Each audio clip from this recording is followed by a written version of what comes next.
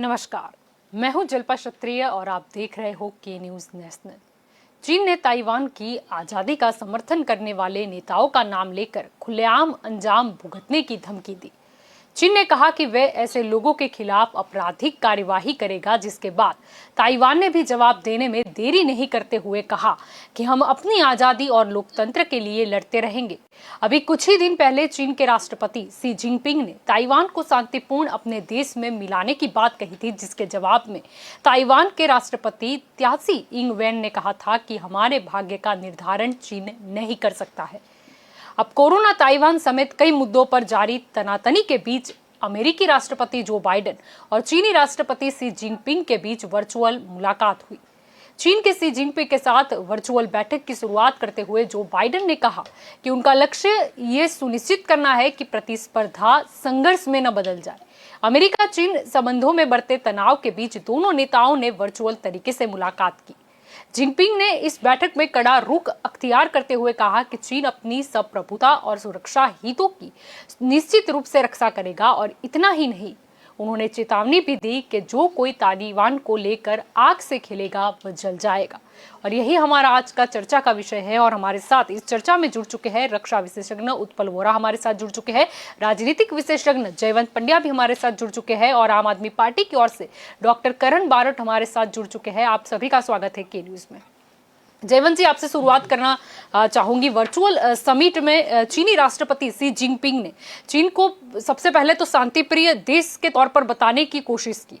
उन्होंने बैठक में ये कहा कि चीन ने कभी किसी युद्ध की शुरुआत नहीं की है और नहीं किसी देश के 1 इंच जमीन पर भी दावा किया है। यानी कि उनका जो ये दावा है वो उनका जो स्वभाव रहा है, या फिर हमारे सामने जितनी भी घटनाएं आई है उससे कुछ विपरीत नजर आया। और ताइवान के मुद्दे पर तो हम सभी जानते हैं कि क्या चल रहा है।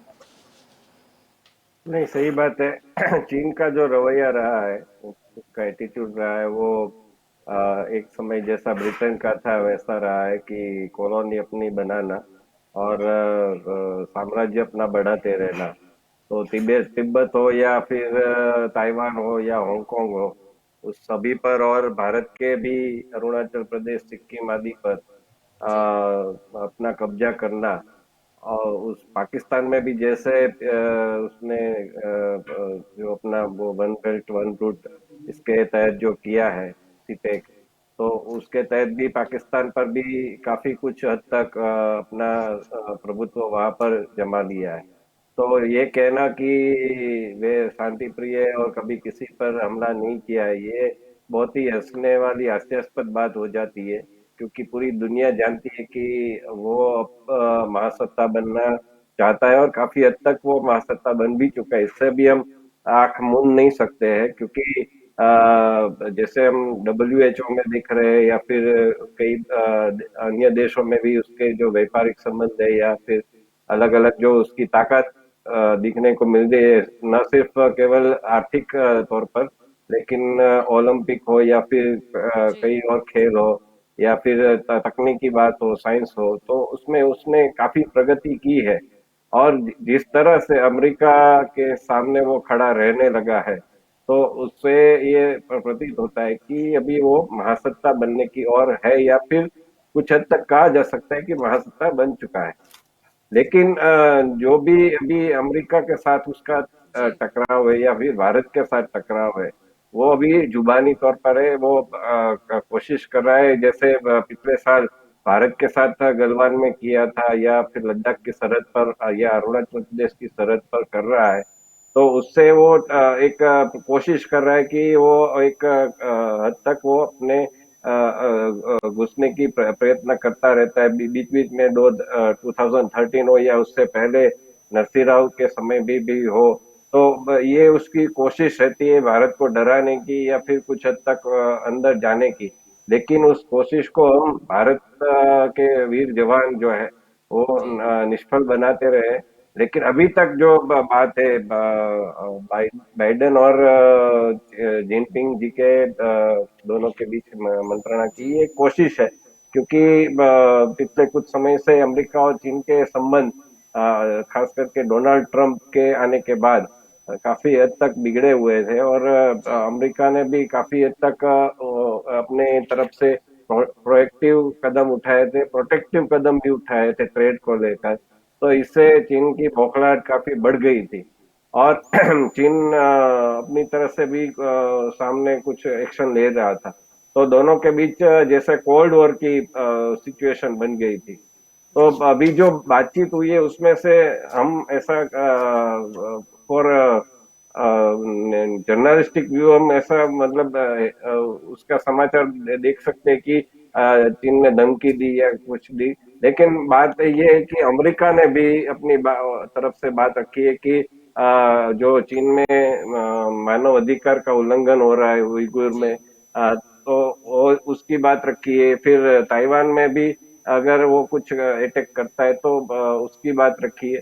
तो ये सारी बातें अमेरिका ने भी रखी है, तो चीन ने उसका जवाब दिया है कि हम भी इसको सहन नहीं कर सकेंगे। लेकिन दोनों तरफ से एक कोशिश हुई है कि ज्यादा से ज्यादा पहले बातचीत, क्योंकि हर कोई देश है वो बातचीत से हल निकालना चाहता है, और ये शायद मैं जहां तक मानता हूँ तीसरी बार दोनों के बीच में बातचीत हुई है, और ये काफी लंबी बातचीत पहली बार हुई है। तो ये एक कोशिश के तौर पर देखा जाना चाहिए। लेकिन जैसे कि चीन का स्वभाव है और अमेरिका का भी स्वभाव है, दोनों का स्वभाव है, तो इस बातचीत के बाद क्या एक्शन लेते हैं दोनों, ये एक देखने वाली बात होगी। जी जी बिल्कुल। उत्पल जी, आपकी ओर आना चाहूंगी। चीन के राष्ट्रपति सी जिनपिंग और अमेरिकी राष्ट्रपति जो बाइडेन जो ऑनलाइन बैठक में शामिल हुए, एक वार्तालाप भी उनके बीच में हुआ, जिसमें सी जिनपिंग ने ताइवान को लेकर स्पष्ट ये चेतावनी दे दी कि जो भी आग से खेलेगा वह जल जाएगा। और जैसे कि यहाँ पर जयवंत जी भी बता रहे थे कि अमेरिका ने भी अपना रुख साफ किया कि अगर मानव अधिकार के उल्लंघन की बात है तो अमेरिका जो है वो अपना स्टैंड लेता रहेगा उस मामले में। लेकिन प्रश्न ये उठता है कि जब भी ताइवान की बात आती है तब हमें याद आ जाता है कि कैसे चीन का दबदबा साउथ चाइना सी में बढ़ता जा रहा है, जो कि गंभीर मुद्दा है सिर्फ अमेरिका के लिए नहीं लेकिन भारत समेत कई देशों के लिए। Jalpa, first of all, let me congratulate K News channel for taking up such a relevant geostrategic, geoeconomic, and geopolitical issue of immense importance, not only to China and USA, but to the entire world. क्योंकि जब भी इस तरह की महासत्ता के बीच में ऐसी बात होती है, या तो ऐसे इस तरह की कंडीशन क्रिएट की जाती है और या तो हो जाती है, then it basically has a tendency to engulf the entire world. And therefore, I think it's very appropriate and rightly that, the channel has taken up this issue. Now, having said that, let me, just, put across this point in a little geostrategic and geopolitical perspective. You remember the Cuban crisis? And during the Cuban crisis, the Russian leadership, that time the Soviet leadership, they wanted to surreptitiously put the missile in Cuba or the Cuban shores.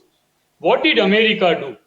America and the American leadership at that moment of time unequivocally told Russian leadership or the Soviet leadership, no matter what ever may happen, but we will not allow these missiles to be installed and made it operational on the Cuban shores.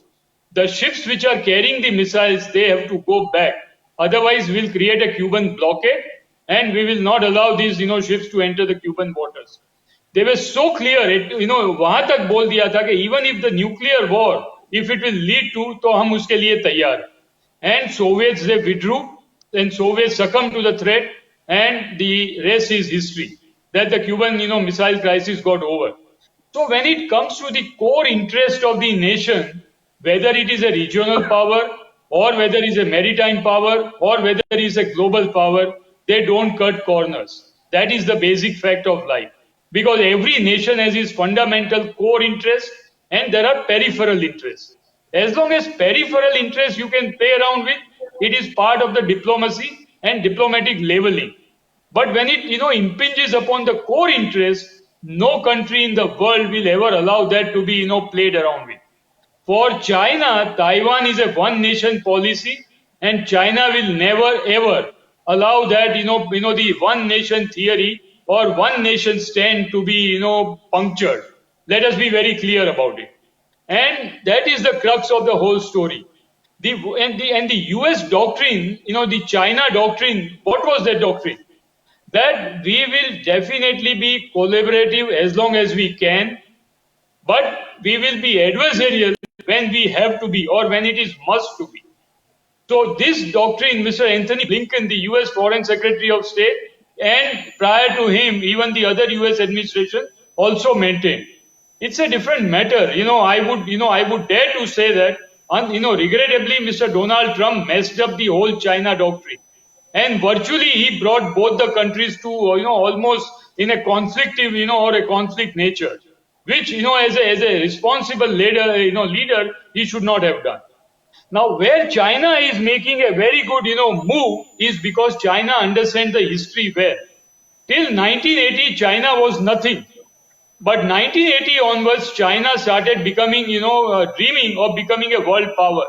And from 1980 to, almost 2010, every possible thing or every possible move was made on the chessboard to place China in a very, competitive position with the various world powers. And this is the result of it. And in that move, who helped China the maximum? It was the United States of America. Because at that moment of time, they wanted to checkmate Soviet Union or Russia.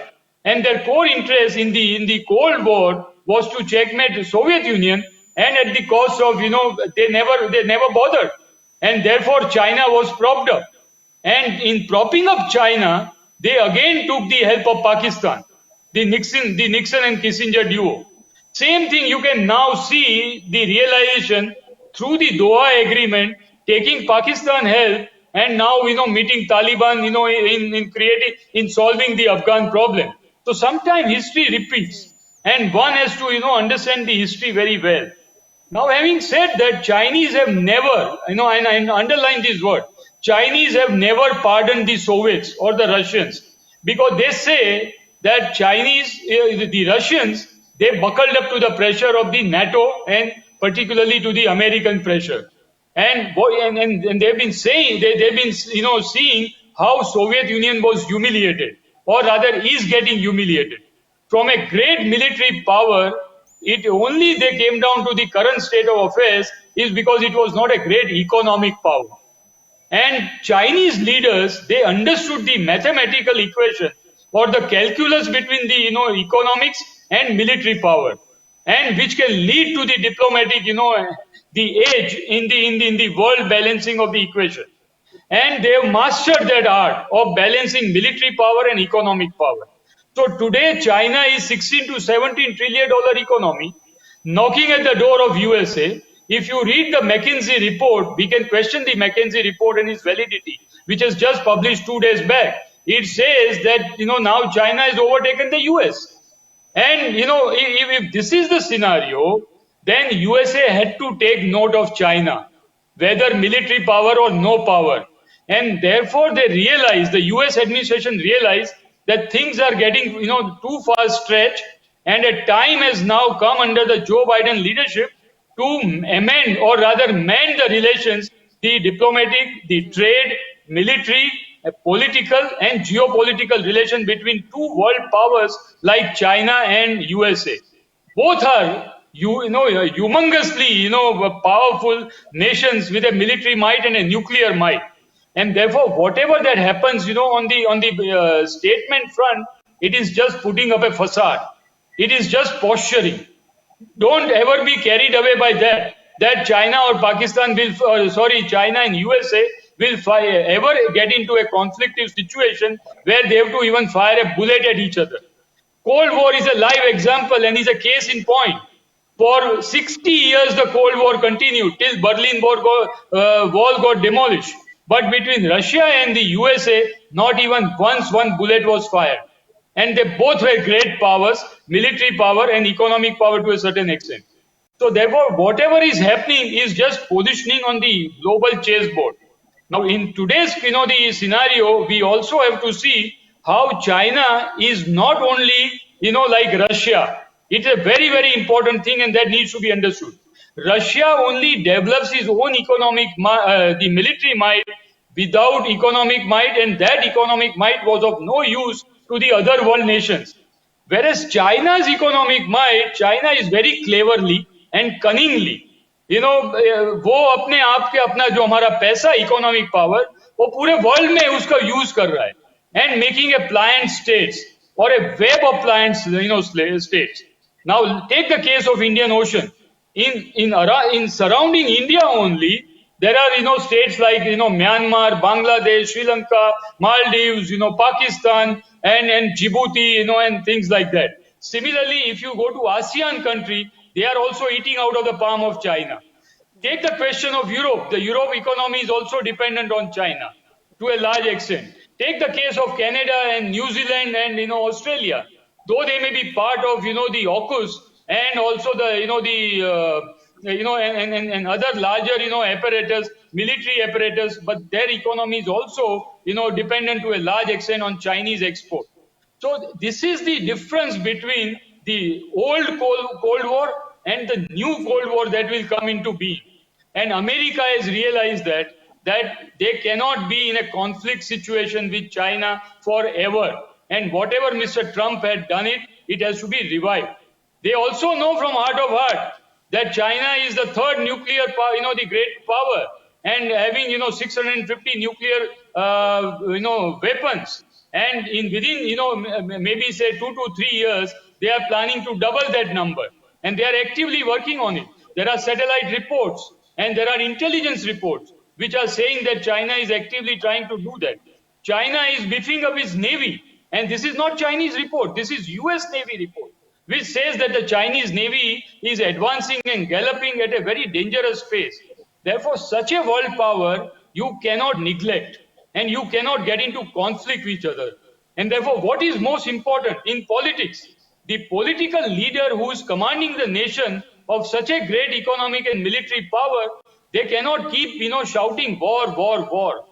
The responsibility of a leader also comes to ensure how you avoid war between such great nations. And that is what Mr. Biden and Mr. Xi Jinping, they have projected in front of the world. Whether they get succeeded in that or not, that the future will say.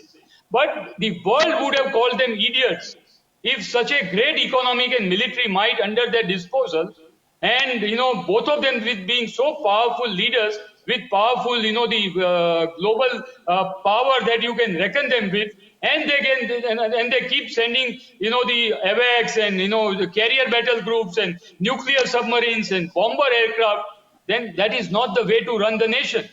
And hence both the administration, the Chinese and the US administration, they both now need each other. And what could be the best example than in the recently concluded the climate summit meeting? The world must be aware, and the viewers must be aware how beautifully China and US, they came together to sign a joint declaration in the global summit, the climate summit. And that is why the last, the resolution of the climate summit had to be watered down on the coal issue. And unless China and the developed nation like USA, they start putting money on the table, and $100 billion in the target of the climate summit, how can it be met if these nations are not going to put money on the table? Therefore, there is no other way but both the leaders to sit down, look at each other, take a deep breath, and realize that the way in which both the nations were going, that was absolutely wrong. Today, Mike Mullen, who is the chairman of the Joint Chief Staff of the US Armed Forces, he has issued a statement and given a warning to the through the Pentagon to the US Congress that please use your diplomatic power. The manner in which the China is advancing is very dangerous and dangerous for the US. Therefore, take action, sanction money to the US Armed Forces, modernize the US Armed Forces, and be in a position that you can checkmate China if there is a requirement to do in the future. And in the second part, we can always discuss how China has used the North Korea and Iran and Turkey and now Afghanistan, the entire axis of evil, what the United States says. So, we can discuss this in detail, and the $250 billion worth of, secret understanding which China and, the Iran, they have entered into. And America has a lot to, watch for in the Iran nuclear accord. The way China propped up North Korea and made it a, credible nuclear power. If Iran becomes a credible nuclear power, Jalpa, mark my words, the entire world and the Middle East and West Asia will be up in flames. There is no doubt in that, and USA will never allow that. And to do that, they want active Chinese support to ensure that China does not pass on the secret, confidential, the nuclear technology to Iran, the way it did it to North Korea and Pakistan. And we are now, receiving the dividends of that. At that time, the Indian political leaders, they were telling the US, the leadership, don't allow Pakistan and North Korea to join hands, and do not allow China to do the non-proliferation of nuclear arms. It will be dangerous for the world. Nobody listened to the Indian political leadership, and now you see they are paying the price for it. So sometimes if you do not understand the history, or if you neglect the history strikes back you with a double force. And in Iran, they do not want to, now, repeat the mistake, no matter what happens. And for which they need the support of China. And that is why this is just a precursor. This is just shaking, they cannot shake hands. It was a virtual meet, but it was basically warming up. It is called the cozying up in a diplomatic terms. And to make sure that both the leaders, they understand each other's chemistry, they become talkable, and talking, in the future terms is a main objective. Because recall what happened in Alaska just 3 weeks back, when the US delegation and the Chinese delegation, they met, they threw stones at each other. The meeting had to be abandoned, it had to be called off. And they were sledging, in front of the world media.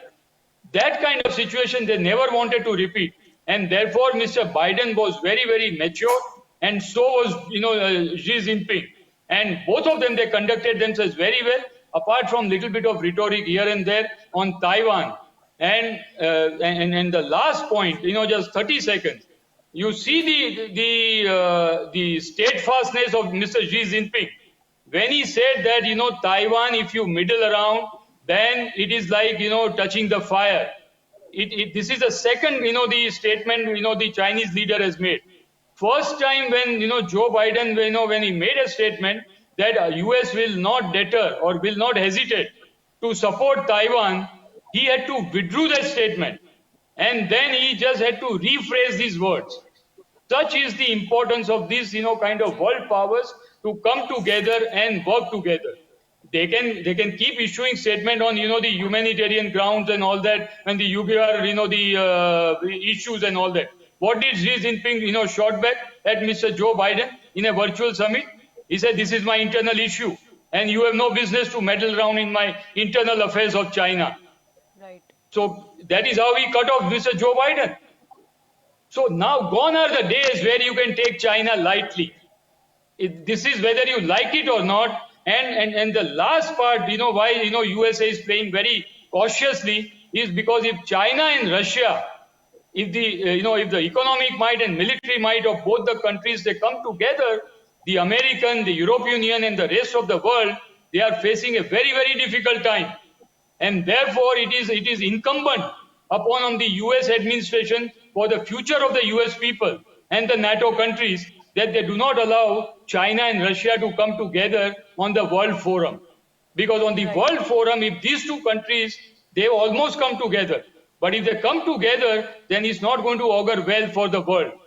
And especially with the Taliban development that has taken place. We can discuss subsequently. If you have any questions, I would be delighted to touch upon those issues. जी बिल्कुल। Doctor करण जी, आपकी ओर आना चाहूंगी। चीन ने Taiwan की आज़ादी का समर्थन देने वाले नेताओं का नाम लेकर पहले ही खुलेआम उनको बोल दिया था कि इसका अंजाम आपको भुगतना पड़ेगा। फिर जब ये वर्चुअल बैठक हुई, उसमें भी हमने देखा कि ताइवान को लेकर चीन एक ही राग अलाप रहा था कि चीन अपनी जो संप्रभुता है उसकी निश्चित तौर पर रक्षा करेगा। लेकिन अगर ताइवान की बात आती है तो कहीं ना कहीं भारत समेत कई देशों के लिए ये एक बहुत बड़ा गंभीर मुद्दा आता है। आपकी बात का मैं उत्तर ये देना चाहूँगा कि पहले तो जो ये मीटिंग थी उसके मेन टॉपिक्स थे कि किस वजह से ये मीटिंग हो रही थी। उसमें मैं आपको 3-4 चीज़ें बताना चाहूँगा कि इसके पीछे मीटिंग के पीछे क्या वजह थी। तो एक इंडो पैसिफिक ओशन का मुद्दा था कि जहाँ पे चाइना घुसपैठ कर रहा है। उसके बाद ये ताइवान का मुद्दा था, कोविड-19 का मुद्दा था, ये सारे मुद्दे थे। उसके बाद समुद्री एरिया में चाइना की जो घुसपैठ हो रही थी, ये सारी जगह पे चाइना पे कंट्रोल करने के लिए एक मीटिंग हुई थी, उसके ऊपर बात करनी थी। और ये बात का कोई भी ठीक तरह से उत्तर तो इस मीटिंग में हुआ नहीं है।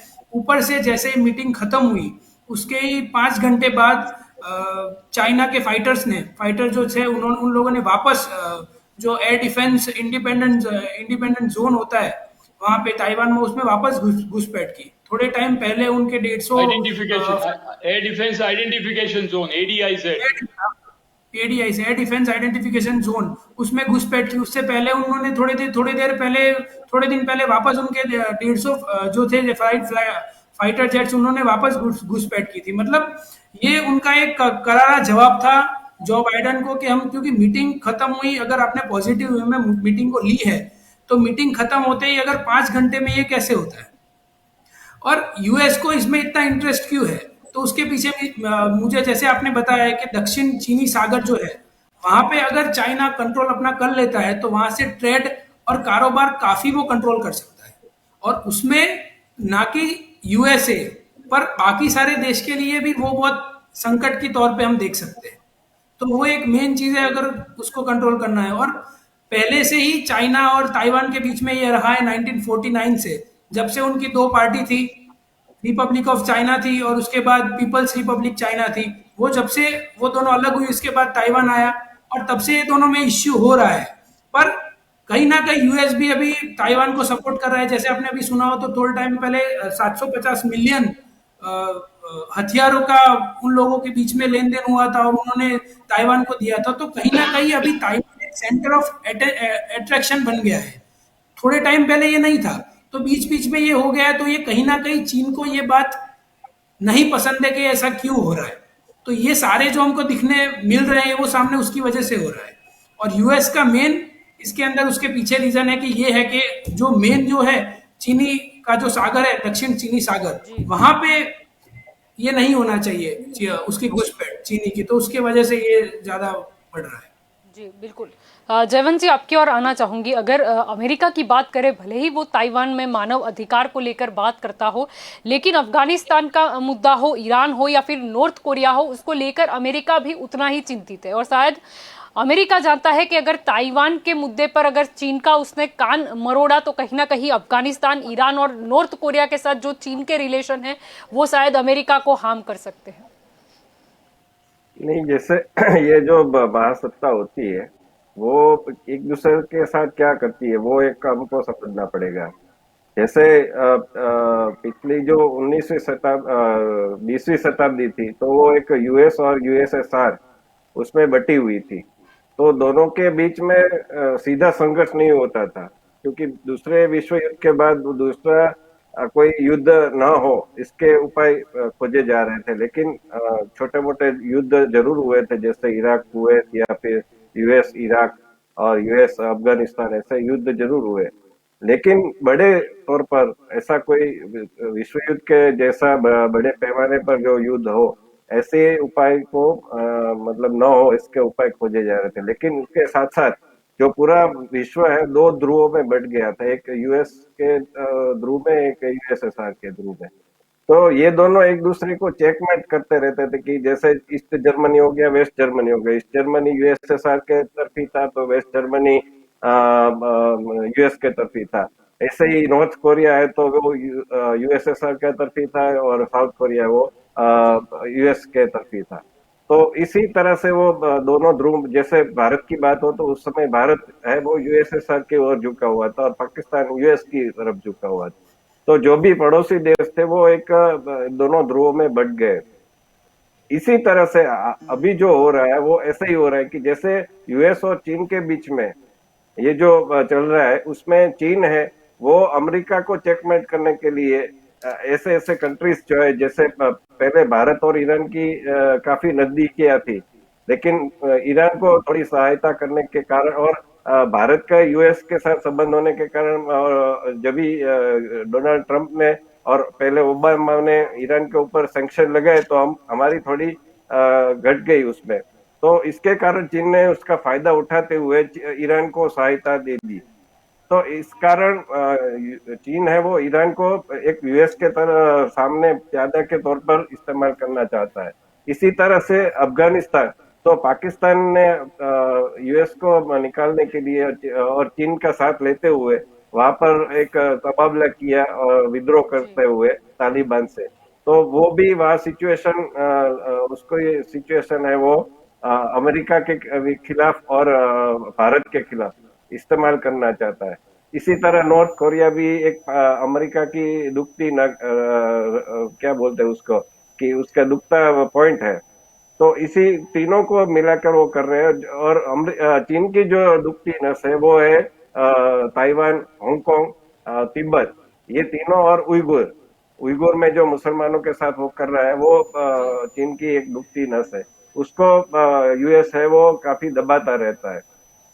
तो ये सामने सामने इसको चेकमेट करने के लिए ये दोनों कंट्रीज है वो अपने एक एक चाल चलते रहते हैं। जैसे अफगानिस्तान में चल दी, फिर ईरान में चल दी, और फिर अब अपने ये नॉर्थ कोरिया में उसने वो तो चल ही रहा है। तो इसके सामने यूएस भी चल रहा है। तो ये दोनों ये चेकमेट करने के प्रयास कर रहे हैं, लेकिन सफल इतने नहीं हो रहे, क्योंकि अभी क्या है कि एक शुरुआत हुई है। अभी आगे आगे जाके हमको देखने को मिलेगा कि और क्या क्या होता है। जैसे नॉर्थ कोरिया के साथ डोनाल्ड ट्रंप ने, हम डोनाल्ड ट्रंप को बेवकूफ समझते हैं, लेकिन उसकी जो कई बातें हैं वो हमको देखने को मिलेगी कि वो एक अपनी अमेरिका के लिए बहुत ही अच्छी थी। जैसे वो चीन के सामने वो कदम उठा रहे थे, नॉर्थ कोरिया के साथ उन्होंने प्रयास किया कि शांति हो, नहीं हुई वो अलग बात है, लेकिन वो प्रयास किया उन्होंने। और दूसरा ये रहता है कि यूएस और उसमें जो सत्ता तबादला होता है, जैसे डोनाल्ड ट्रंप थे तो वो रशिया के इतने विरुद्ध नहीं थे, और डेमोक्रेटिक पार्टी होती है वो चीन के इतने विरुद्ध नहीं रहती, लेकिन रशिया के विरुद्ध रहती है इतनी। अभी हाल में जो रशिया ने सैटेलाइट को तोड़ा अपना, तो उसके कारण जो हुआ, तो अमेरिका ने एक चेतावनी दे दी। तो अमेरिका और रशिया की फिर से वो चालू हो गई cold war.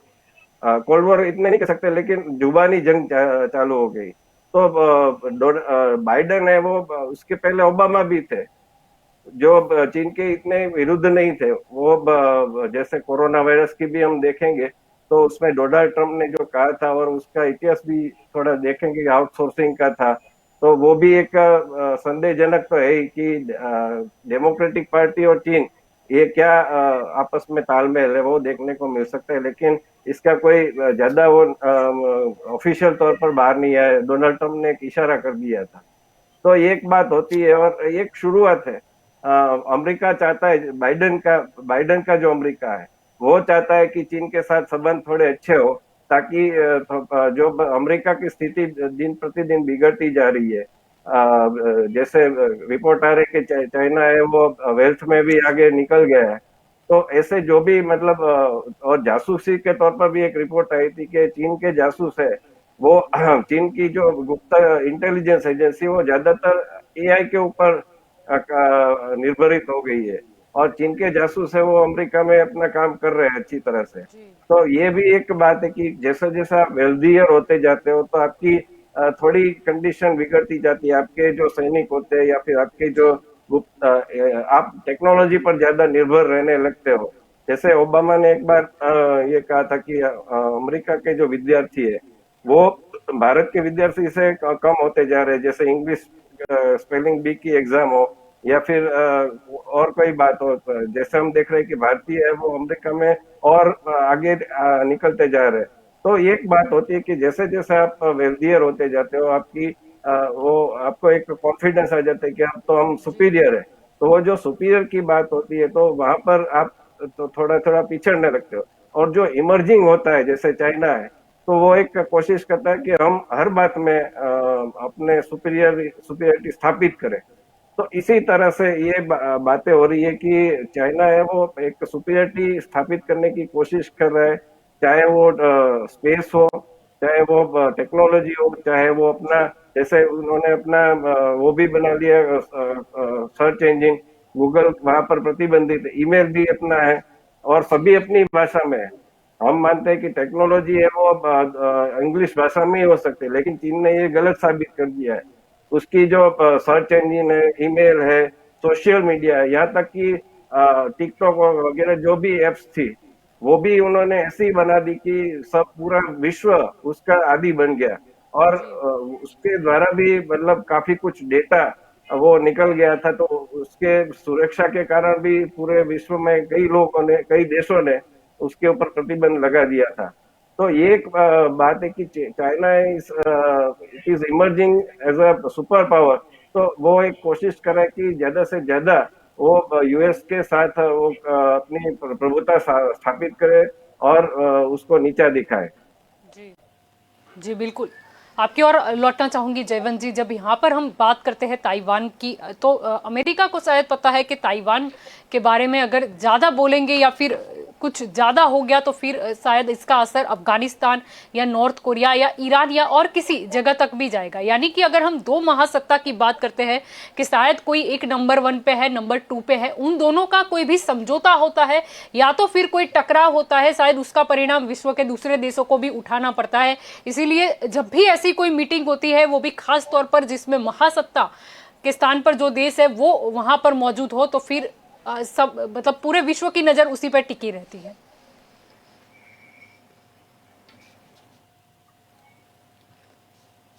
जल्पा, it is for me और जयवंत भाई? जी जयवंत जी। अच्छा, मेरे सर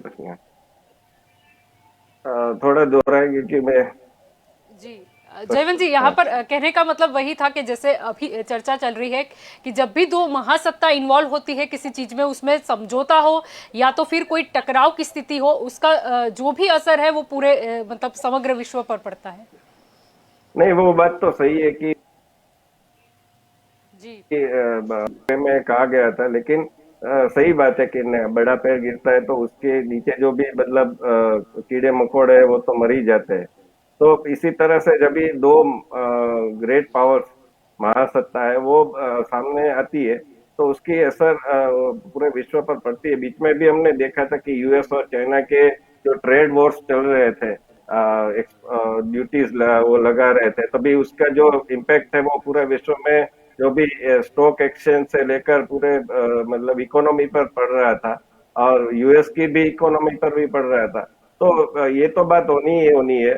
और जैसे मतलब अभी सिचुएशन ऐसी है कि कोरोना है, इकोनॉमी भी काफी गड़बड़ाई हुई है।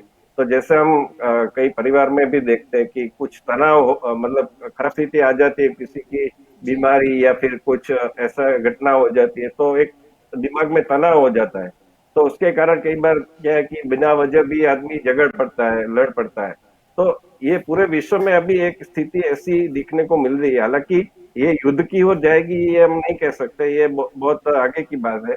लेकिन अभी पूरे विश्व में एक ऐसी एक सिचुएशन है कि इकोनॉमी गड़बड़ाई हुई है सभी देशों की, इसमें कोई देश बाकी नहीं है। चीन में भी अभी देखें तो कोरोना वायरस का अटैक है, वो लॉकडाउन भी करना पड़ रहा है। तो वो भी है। यूरोप में भी काफी कुछ बिगड़ी हुई स्थिति है, रशिया में भी कुछ बिगड़ी हुई स्थिति है, अमेरिका में तो है ही है, ईरान में भी थी। तो इसके कारण जो है कि तनाव पूरा मतलब है। और रशिया और अमेरिका, फिर बेलारूस और पोलैंड, इसकी भी काफी कुछ तनाव भरी स्थिति है। और पोलैंड और बेलारूस का जो मामला है उसमें रशिया और अमेरिका भी जुड़ रहे हैं। तो ये भी एक देखने वाली बात होगी कि इसका नतीजा क्या आगे निकल के आता है। और हमारा जो भारत है तो उसमें भी आप देखेंगे कि पिछले कई समय से कश्मीर में आतंकी हमले हो रहे हैं। पाकिस्तान अपनी चाल एक के बाद एक चल रहा है, इसमें ड्रग्स का एंगल भी आप जोड़ सकते हैं। दूसरी ओर चीन है वो अपनी कोशिश कर रहा है कि भारत को दबाए, अरुणाचल प्रदेश और लद्दाख को। और भारत के अंदरूनी जो भी मतलब सुकमा है या फिर अन्य उसमें प्लेस है जहाँ पर नक्सली प्रभाव है, वहां पर नक्सली अटैक हो रहे हैं। मणिपुर में असम राइफल्स के ऊपर बहुत गंभीर अटैक हुआ था। 7 हमारे जवान और 2 सिविलियन, मतलब 5 जवान और 2 सिविलियन उसमें शहीद हो गए। तो ये तो सब हो रहा है, वो एक मतलब पूरा एक खतरा तो दिख ही रहा है। इसमें आगे जाके क्या होता है वो देखने वाली बात होगी। तो आपने जो प्रश्न किया था उसी पर फिर से आता हूँ कि दो ग्रेट कंट्रीज है, महासत्ता है, वो टकराते हैं तो उसकी असर पूरे विश्व पर पड़नी ही पड़नी है। जी जी बिल्कुल। उत्पल जी आपकी और लौटना चाहूंगी। प्रश्न वही रहेगा कि जब भी दो महासत्ता होती है, अगर अहम बैठक होती है, पूरे विश्व की नज़र उसके ऊपर होती है, क्योंकि उनके बीच में समझौता होता है, वो भी कहीं ना कहीं हर विश्व के दूसरे देशों पर भी कहीं ना कहीं असर करता है। और अगर टकराव की स्थिति होती है तो कहीं ना कहीं हर देश को इसका खामियाजा भुगतना पड़ता है। आपकी बात बिल्कुल सही है, क्योंकि अगर जो जो आपने सवाल पूछा है उसी का मेन आंसर वही है कि अगर दोनों पावर महासत्ता है तो उसका असर पड़ना ही पड़ना है। क्योंकि take the case of the China and US.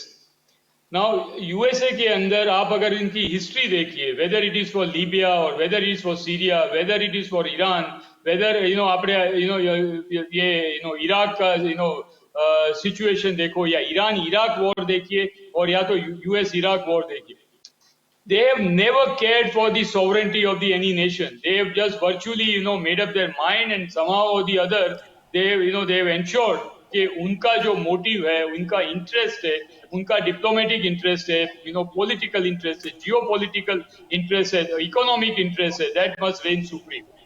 तो अब अगर आप साउथ चाइना सी और द इंडो पैसिफिक रीजन की बात करिए, they are trying to give a sermon to China, saying that the free trade and the independence of the Indo-Pacific must be maintained. Why would China listen to them when US itself is not signatory to the UNCLOS? So therefore, the Chinese leaders are telling, in Alaska also the similar situation happened.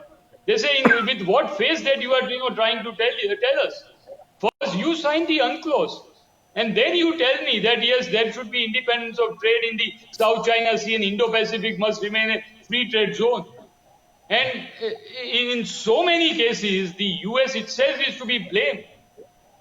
Wherever they wanted, they've sent their warships, carrier battle group, their aircrafts, their bombers and all that, and they thought that with the military might, they can rule the world.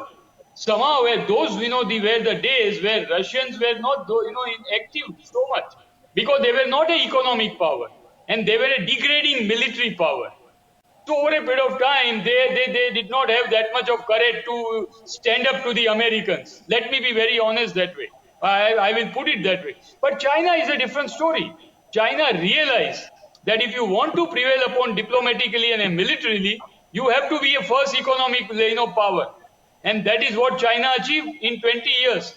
जिसको बोलते हैं ना कि वो अपना they swallowed their ego for 20-25 years. They ensured that China as a nation, by putting across their various scientists, research and developers, the various agencies and all, they got the data, they reverse engineered everything, they created that kind of a Chinese empire, and now a stage came where Chinese economy became $16 trillion economy, and is now knocking at the door of the United States. Come 2022 to 2025, if nothing great happens, China will definitely number one economy of the world. So when you are dealing or dictating economically with the whole world and the world regional powers like European Union, the New Zealand, Australia, Canada, ASEAN, Indian Ocean region, how do you checkmate that power? Only military power cannot checkmate. And therefore, it has to be a combination of military might and economic might. And for a diplomatic, victory or a military victory, economic might is the backbone of any nation. And now China is totally on a different footing altogether. Is unmatchable. And America and everybody, the whole world has realized. And that's why US is not getting जो support मिलना चाहिए USA को, जो cold war के time में Russia के against मिल रहा था, उस तरह का सपोर्ट यूएसए को भी नहीं मिल रहा है. Look at what France is doing now. France recalled their ambassador from the United States on a nuclear submarine issue with Australia. And Mr. Macron refused to even meet the Joe Biden, despite repeated requests from the US administration and Mr. Biden. It has never happened that a NATO member behaves so undiplomatically with a state like, or the country like USA. So, you have to realize, the very rightly, the other panelists also has brought out that, all the time the US did was that, do what I say. Understand this word, do what I say. So others have started now telling them that before you say do what I say, first you do what I do. You are doing something else and you are giving me sermons to do something. And then therefore the strategic community in India must take a note of this situation. Because if the United States wants to use India against China, we should also use America against China. Without that, there can be no blank check to the USA, and especially with the Afghan development. And that is what I have been saying, that the emergence of China as a world power is totally different than what the Cold War of the yesteryears was. And in many strategic level, people will have to understand the difference between the Cold War 1.0 and the Cold War 2.0, which will start between US and China. It is of equals. Whereas the Cold War 1.0 was only, equal in terms of military power, but not in terms of economic power. And that is where Russia or the erstwhile Soviet Union lost out and got cracked away. In China, to do the same thing, cajole and conveniently, play around with China is not going to be possible. Conflict with China is not at all possible. You cannot go into conflict with a nuclear power like that. जो जयवंत जी ने अभी बताया वो बिल्कुल सही है.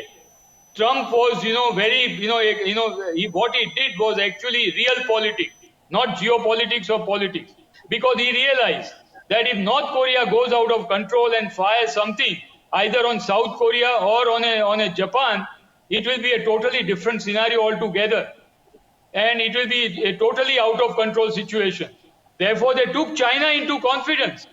And they said that please tell North Korea to, not behave irrationally. And whatever that, the two meetings took place between Mr. Donald Trump and the North Korean premier, one in the South Korea and one in Singapore, it was with the active connivance and support of the Chinese leadership. Don't forget about this. So therefore, if you want to keep Iran and North Korea and Pakistan under control, you also have to have, China on your side. Because no matter what happens, China also understands, and China is very clever. That why they have befriended Pakistan. India को checkmate करने के लिए they are using Pakistan. इसमें कोई is not a brainer. It's a given situation. इसमें कोई intelligent बात कोई नहीं कर रहा है. But the Pakistan is a nuclear enabled nation, and if with the kind of epicenter of state-sponsored terrorism taking place from Pakistan, if Pakistan goes against the wall, and if the Pakistan stop listening to either USA or China or Russia, then it's a very, very difficult situation that can emerge in the strategic backyard of India, and nobody would like to have it. So somehow or the other, you have to control Pakistan, you have to control Iran, you have to control North Korea, and for that also you need China. And lastly, don't forget that the Turkey was all throughout a NATO member. And the nuclear weapons, even today, whilst we are talking, Jalpa, it is on the soil of Turkey. And America does not know how to get their nuclear weapons out of Turkey. They are so many negotiations are taking place with Turkey. And there are efforts being, made to lure Turkey by giving financial, the kind of, the surrogacy to Turkey. But Turkey is not, Mr. Erdogan is refusing to take that kind of a bet. So it's a very difficult situation emerging for USA. It's not all that simple. And that is why they've realized that since you cannot confront China, you cannot contain China, you cannot go into conflict with China, you cannot stop China from becoming a world #1 economy, you cannot stop military might of China, the best option is to befriend China and make sure that the conflict doesn't take place. And therefore that famous phrase that the competition does not lead to conflict, that is our primary motto. And that is why China should not be allowed to get away in the 5 major issues that the virtual summit discussed. One was Taiwan, second was cyber security, third was nuclear non-proliferation, and fourth was the trade warfare, and fifth one, to achieve all four, keep China entertained, keep China happy, keep China engaged, keep talking with China so that China does not go out of control. And that was the main motto of this virtual talk. They never wanted a repeat of Alaska meeting that took place, where everybody came to almost, the fighting with each other and, and doing sledging, in front of the world media. And both leaders, they really behave very maturely, and the virtual meeting has gone off so well. So आपने जो मेरे को पूछा है वो बिल्कुल correct है, that जब महासत्ता इस तरह की, पावरफुल महासत्ता जब एक दूसरे के साथ बैठती है, it is the responsibility of both the leaders and the administrations working under them that situations do not go out of control. It is their duty.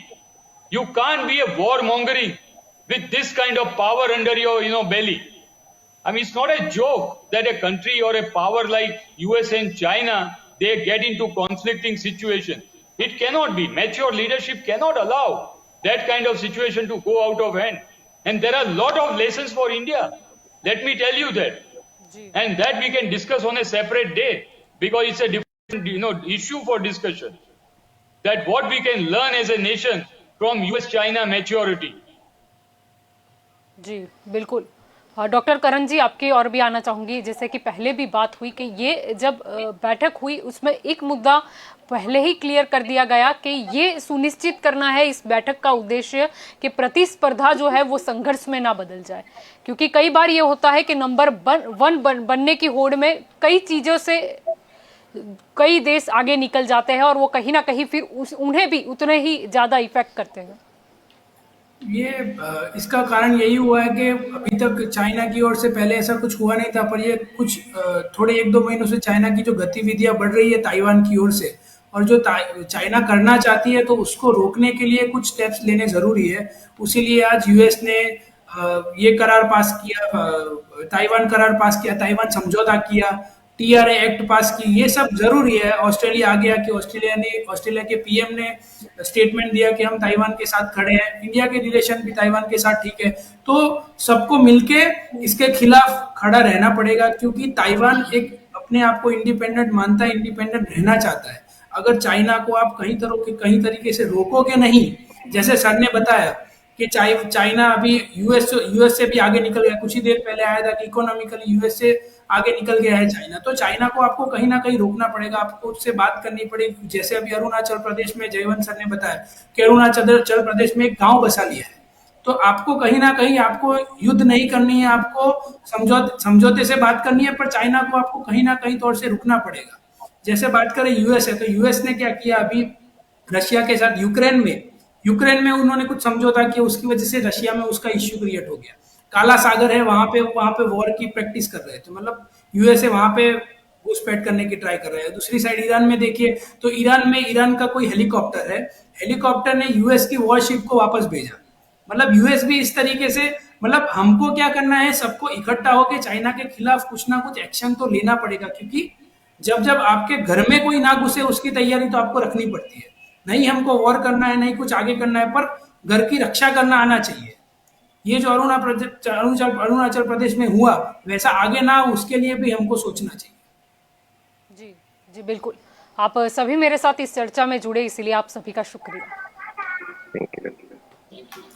तो दंगल देश का में आज का हमारा मुद्दा था कि जिस तरह से चीन के शी जिनपिंग और अमेरिकी राष्ट्रपति जो बाइडेन के बीच एक वर्चुअल मीटिंग हुई।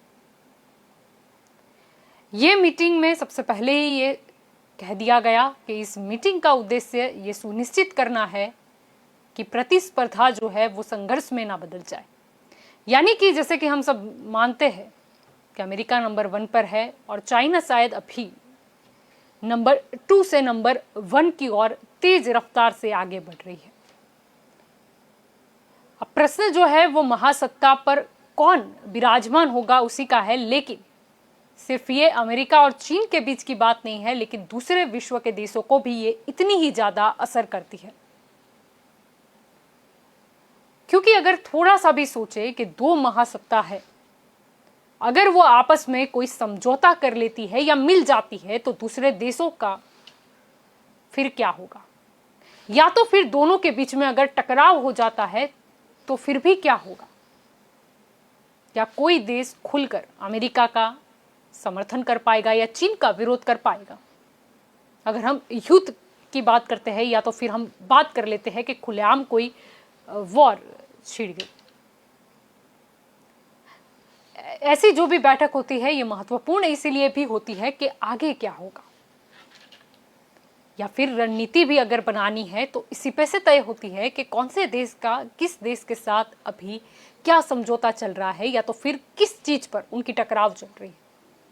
अगर ताइवान की बात करते हैं तो ताइवान वैसे तो काफी गंभीर मुद्दा है, क्योंकि अगर हम साउथ चाइना सी की भी बात करें, जो विवाद कभी भी अभी तक समा नहीं है। अगर ये सोचे कि चाइना ने सही में वन चाइना पॉलिसी के तहत अगर ताइवान को कब्जे में ले लिया, अपने आप में मिला दिया, तो फिर क्या होगा। अमेरिका के लिए तो ये ट्रेड वॉर का सवाल है ही, लेकिन भारत के लिए भी ये खतरा रूप होगा। प्रश्न ये भी उठता है कि अगर अमेरिका और चाइना दोनों के बीच में दुश्मनी नहीं लेकिन दोस्ती भी हो जाती है, फिर भी क्या होगा। पूरे विश्व में दूसरे देशों का क्या होगा, जो शायद कहीं ना कहीं कुछ देशों को लाभ इसीलिए भी हो रहा है क्योंकि अमेरिका और चीन के बीच में टकराव चल रहा है। जो भी हो, महत्वपूर्ण यही है कि आगे ताइवान का क्या होता है, क्योंकि ये प्रश्न सिर्फ अमेरिका का नहीं, भारत समेत कई देशों का है। ये बात व्यापारिक दृष्टि से भी और सांस्कृतिक दृष्टि से भी देखा जाए तो ये बहुत ही बड़ा गंभीर मुद्दा है। अगर हम बात करते हैं भारत देश की, तो महत्वपूर्ण हमारे लिए चीन का हर कदम इसलिए भी है क्योंकि जिस तरीके से पिछले वर्ष से हम देखते आ रहे हैं कि लगातार चीन भारत में घुसपैठ की कोशिश करता रहा है। चीन की बात करें, वो इकोनॉमी में स्ट्रांग काफी है, लेकिन हमें ये सोचना ये भी होगा कि अगर हमें महासत्ता के मुकाबले पर जो चीन खड़ा है उसके सामने लड़ना है तो फिर हमारी इकोनॉमी को हमें कितना और ज़्यादा स्ट्रांग बनाने की आवश्यकता है, या तो फिर हमारी हर एक विदेश नीति या कोई भी रणनीति कितनी परफेक्ट होनी चाहिए। अमेरिका की बात करें, भले ही वो ताइवान में मानव अधिकार की बात करता रहा हो या जो भी कहे, लेकिन कहीं ना कहीं अमेरिका खुलेआम किसी भी चीज का ऐलान तो फिर भी नहीं ही कर सकता। अब सोचना यही होगा कि आगे क्या होता है, क्योंकि सवाल सिर्फ ताइवान का नहीं है। लेकिन अगर हम अफगानिस्तान की बात कर ले, जिस पे हाल ही में तालिबानियों ने कब्जा किया था, उसके बाद देखा गया कि चीन की तरफ से किस तरह उसे एक आमंत्रित किया गया या फिर किसे उसे एक वजूद दिया गया, जो कहीं ना कहीं भारत के लिए खतरा है। जैसे कि पाकिस्तान और चीन के अगर हम रिलेशनशिप की बात करते हैं, क्योंकि बहुत ही महत्वपूर्ण होता है कि हमारे देश के किसके साथ अच्छे रिलेशन है, या तो फिर अगर हमारे किसी देश के साथ टकराव है, उनकी दूसरे देशों के साथ क्या परिस्थिति है। जो भी हो, उम्मीद यही रखते हैं कि विश्व में शांति का माहौल बना रहे। और भारत देश की बात है, तब तक हम आगे भी अपनी रक्षा करते आए हैं, आगे और भी करेंगे, लेकिन जरूरी यही है कि अब इकोनॉमी को हमें स्ट्रांग बनाना है। तो दंगल देश का में अभी बस इतना ही। ज़्यादा जानकारी के लिए आप जुड़े रहे के न्यूज़ के साथ। नमस्कार।